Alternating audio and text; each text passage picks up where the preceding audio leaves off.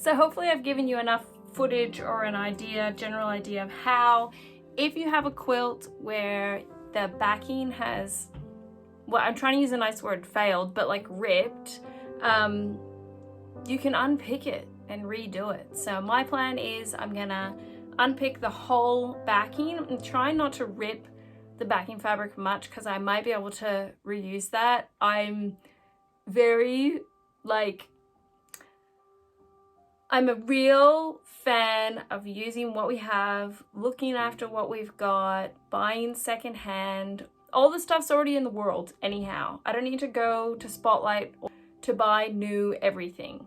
And I love using fabrics that I find at op shops. But now I've kind of learned you got to be really sure for the backing fabric that the integrity of it is gonna last. I have heard that some people sometimes have like a muslin underneath and then I don't know, but yeah, so I'm just kind of chipping away a couple stitches at a time.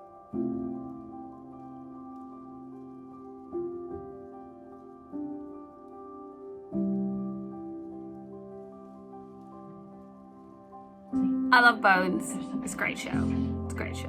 I know I'm behind the times, but it's a great show. 3 days of on and off unpicking and focusing and all my different angles and all the rest of it.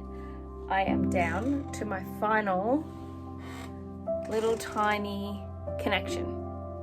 So unpick that, and then I've got the whole back separate from the batting in the front, and then I have to pick fabric and some kind of a design for the backing.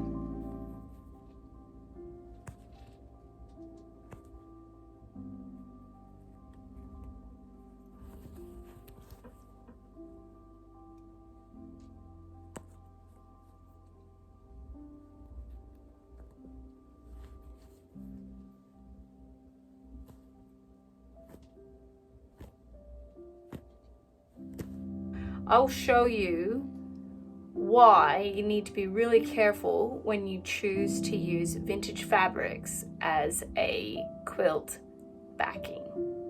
This quilt is a single-sized quilt, and I had this beautiful sheet, and my daughter came to me and said it tore. She had been using this quilt, actually underneath the quilt was a doona, which I think some people call duvet or comforter or whatever, and then she had her flat sheet.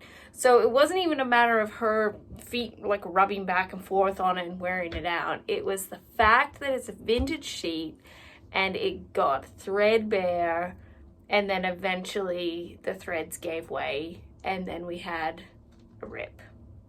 So I guess that's a little bit of my advice, is that if you choose to use vintage fabrics, it's probably better to chop them up and use them on the front of your quilts, which is what I generally do. So I have other quilts where I've used vintage fabrics with no worries at all. This is making me rethink the whole idea of using a vintage sheet on the back, because you can see they wear out. They feel like butter. They feel wonderful. And even though I've picked this whole sheet off, a part of me is like, I don't know if I can throw it away. Now what I plan to do is pull the front of the quilt away from the batting, putting a new batting in and creating a new back. So I have no idea how I'm going to do the back. I just know my daughter wants it to be pink. And another thing which I don't know if I mentioned earlier was the fact of like, why bother even doing this? It is when a quilt is so loved that you kind of want it to last.